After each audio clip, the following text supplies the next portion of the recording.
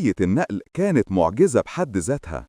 كانوا يحطوا الأحجار على زلاجات خشبية ويرشوا قدامها مية علشان يقللوا الاحتكاك، لحد ما توصل الحجر لمكانه عند قاعدة الهرم. ومن هنا يبدأ الأصعب، رافع الحجارة.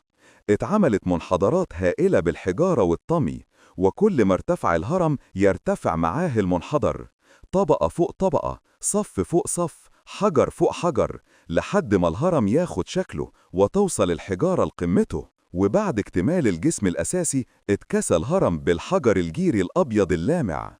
تخيل، الأهرامات زمان كانت بتلمع تحت الشمس زي جبل نور، وكان ممكن تشوفها من على بعد عشرات الكيلومترات. ومع إن علماء كتير درسوا طريقة البناء، إلا إن لحد النهاردة بعض التفاصيل ما زالت لغز، زي إزاي كانوا بيرفعوا الحجارة الضخمة للارتفاعات الكبيرة، وإزاي قدروا يحسبوا الزوايا والدقة دي كلها. لكن الحقيقة المؤكدة إن المصري القديم كان عبقري، عنده علم وإرادة وعقيدة قوية خلت أجمل وأعظم بناء في التاريخ يفضل واقف لحد يومنا ده.